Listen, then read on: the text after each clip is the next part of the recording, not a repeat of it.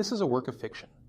The dialogues are reconstructed based on documented writings, speeches, and historical records. In May 2024, rains in less than 24 hours poured over southern Brazil, the equivalent of 3 months of normal volume. More than 150 people died. Entire cities disappeared under the mud. NOAA recorded in 2023 alone 28 climate events in the United States with individual damages exceeding $1 billion, an absolute record since records began in 1980. In 2024, the planet broke that record, but the question no one is asking with the seriousness it deserves is this: why now? The answer begins with the shape of an object you have never stopped looking at. Here, at this point without coordinates on the map of time, a chamber where 3 timelines fold over themselves without collapsing, 3 men meet. One of them calculated the sphericity of the Earth 2,500 years before there was a photograph of it.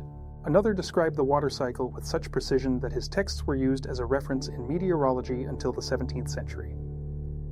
And the third has just arrived. He still has soil from Brazil on his shoes. The element that unites the 3 is not the tragedy. It is an equation that never closed properly, and that is only now showing how much it costs to ignore it. The chamber has no visible walls. What exists are 3 different surfaces of light. One warm and diffuse, coming from above, like the Greek sun of August filtered through stone. One cold and direct, like laboratory lighting in the 21st century. And a third that oscillates between the two, as if time had not decided which era that corner belongs to. At the center, a table. On it, nothing but a translucent sphere the size of a melon. Not a decorative globe, but a physical model, where air and water currents circulate in real time inside the glass.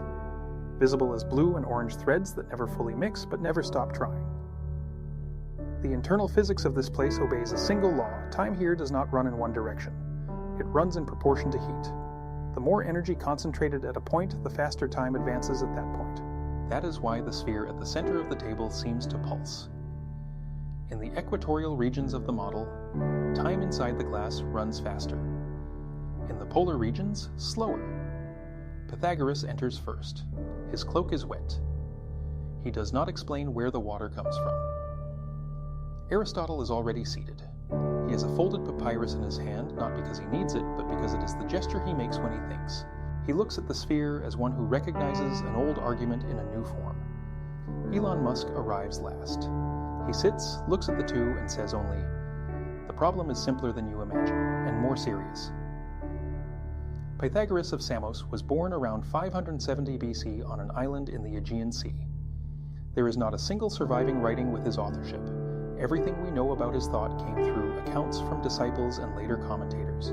But among the statements consistently attributed to him is this: the Earth is spherical, not by direct observation, by mathematical conviction.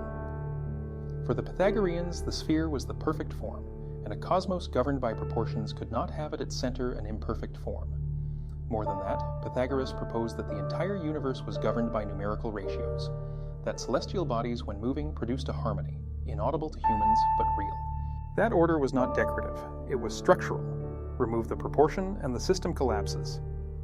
Aristotle, who lived between 384 and 322 BC, 200 years after Pythagoras, went further and was more empirical.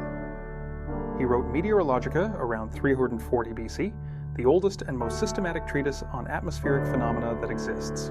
In it, Aristotle described the water cycle with surprising precision. The sun heats the surface, moisture rises, condenses at higher altitudes by loss of heat, and returns as rain. He compared this process to a circular river, without beginning, without end. He described winds, clouds, dew, hail, and he left an observation that would be relevant 2,000 years later. When rainfall exceeds what is normal for a region, the cause is temporary. Excess precipitation, not a permanent change in the nature of the world. He wrote this with confidence. Today, that sentence reads in reverse. Elon Musk was born in 1971 in Pretoria, South Africa. In 2006, he described Tesla's mission as part of a transition from an economy based on fossil fuels to a solar economy. In 2015, in a lecture at the Sorbonne, he said that the worst-case scenario for humanity would be more destructive than all wars in history combined. In 2018, to Rolling Stone, he classified climate change as the greatest threat humanity faces in this century except for artificial intelligence. He funded the X Prize carbon capture competition, listed as the largest incentive prize in history. 3 men, 3 centuries separated by millennia, and a sphere on the table that, inside the glass, is behaving strangely. Pythagoras places his hand over the sphere without touching it. The threads of light inside the glass react, not to touch, but to proximity. The orange threads at the equator intensify slightly. Form determines function, he says. It is one of the positions most consistently attributed to Pythagorean thought. Geometry does not describe the world, it governs it. A flat Earth would receive the same amount of light across its entire surface. Light would be distributed with perfect equity, and there would be no wind because there would be no temperature difference from one point to another. There would be no currents, there would be no cycle. Aristotle raises his gaze from the papyrus. He is right in the result, but wrong in the order of reasoning. Pause. Sphericity is not a hypothesis of beauty, it is a conclusion by observation. He had documented this in Decalo. The Earth's shadow on the moon during eclipses is always circular, regardless of the angle. The only solid that casts a circular shadow in any orientation is a sphere. What determines the behavior of water and air is not the intention of the cosmos, it is the geometry that exists, and the consequence of that geometry. Musk leans over the table. That is exactly the point people do not visualize. He takes the sphere with both hands. The blue and orange threads inside the glass reorganize. Because the Earth is spherical, the sun does not illuminate it uniformly. At the equator, solar rays arrive perpendicular, energy hits a small area. At the poles, they arrive inclined. The same amount of energy is distributed over a much larger area. This creates a permanent temperature imbalance between the equator and the poles. The sphere responds. Inside the glass, the blue threads slowly migrate to the edges. The orange threads concentrate in the center. This imbalance, Musk continues, is the engine of climate. The excess heat from the equator needs to go to the poles. This transfer is what generates winds, ocean currents, and the water cycle. The entire Earth climate system is a machine for redistributing energy, and it works in equilibrium as long as the conditions that created it remain stable. Aristotle places the papyrus on the table. That is described. Not as a defense, as recognition. In Meteorologica, he had written that the process of evaporation and condensation is governed by the cyclical movement of the sun, and that solar heat is the engine of all atmospheric circulation. He did not have Musk's vocabulary, but he had the mechanism. What you are saying is that we have disturbed the engine. We are disturbing the energy input, Musk says, adding gases that retain heat within the system, carbon that was stored for millions of years underground, returned to the atmosphere in 200. The system begins to have more energy than it was designed to redistribute. Pythagoras remains silent for a moment. Then, what happens when a proportion is violated? None of the three needs to answer. The threads inside the sphere already show. The boundary line between blue and orange, which was once stable, gradual, predictable, begins to oscillate. The threads tangle in a band at the center. There is turbulence where there was once smooth transition. If you have made it this far, you are seeing what most people have never stopped to connect. If this makes sense to you, subscribe to the channel. This kind of impossible encounter happens every week here at Nexotemporal. Aristotle stands and walks around the table. It is the gesture he makes when moving from observation to conclusion. In Meteorologica, I wrote that when rains exceed the normal, the cause is temporary, that the cycle always rebalances. Pause. I was describing a stable system. I was not describing a system under constant addition of energy. Exactly, Musk says. The water cycle you described exists, but there is a physical component that changes its behavior when the average temperature rises. For each degree Celsius of warming, the atmosphere retains approximately 7% more water vapor. This is in the physical record. It is the Clausius-Clapeyron relation, derived from 19th century thermodynamics. He places the sphere back on the table. More water vapor in the atmosphere does not mean constant rain. It means that when rain occurs, it occurs with greater intensity. The cycle you described, Aristotle, continues to function, but the values within the cycle have increased.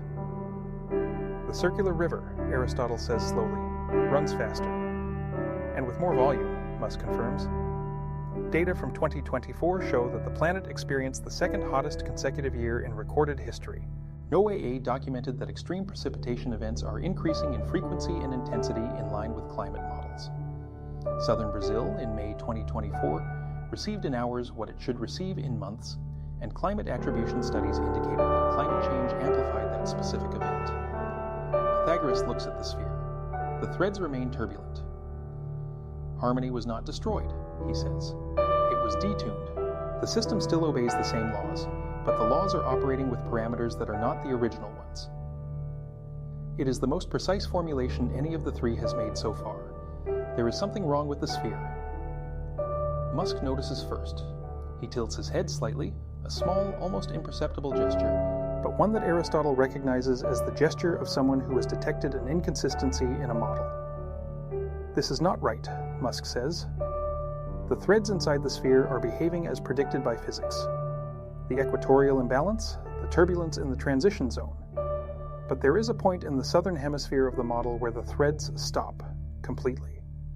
For exactly 11 seconds, circulation ceases at that coordinate. It does not slow down. It stops. Aristotle approaches. A local collapse of circulation. That should not be possible in a continuous model, Musk says.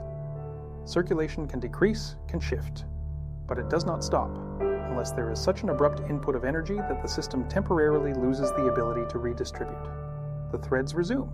Circulation returns.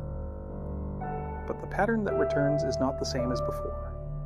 The threads that once formed a smooth trajectory now form a loop, a redirection. The heat that was going to the poles begins to circulate locally, concentrating. Pythagoras touches the sphere. Where was that coordinate? Musk looks at the point. He does not need to calculate. Southern Brazil, May 2024. There is silence in the chamber. The kind of silence that occurs not when no one has anything to say, but when everyone is verifying whether what they saw was real.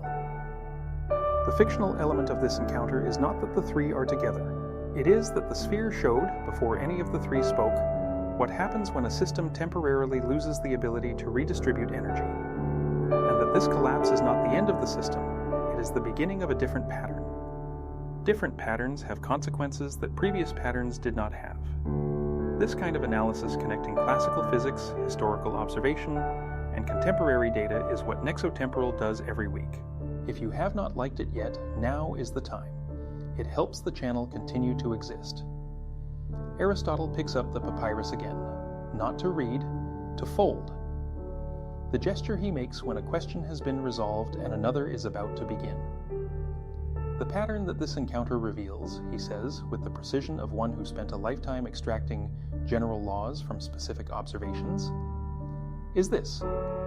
Physical systems in equilibrium tolerate local disturbances.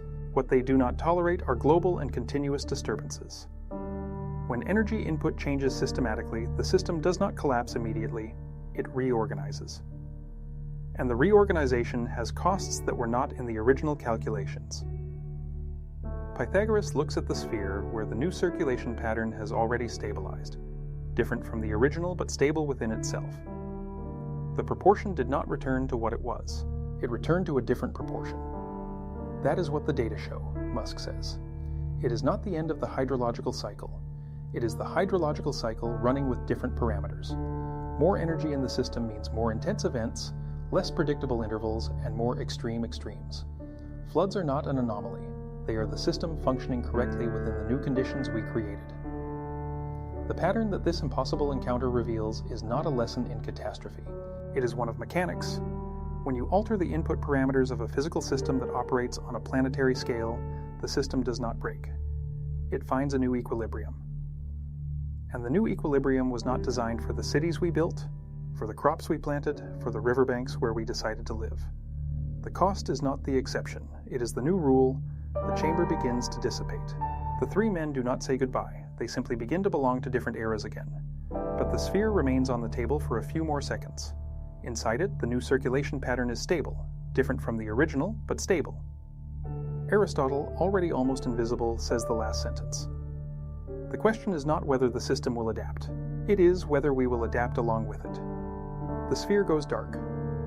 And there is one piece of data that none of the three mentioned in this episode. A specific number, derived from observations made by a Greek astronomer in the 3rd century BC, which is the first quantitative measurement of planet Earth, and which is directly related to why the uneven distribution of solar energy is as precise as it is. That number, and the man who calculated it by walking through the desert with a stick and a shadow is the next episode of Nexotemporal. This is a work of fiction. The dialogues are reconstructed based on documented writings, speeches, and historical records.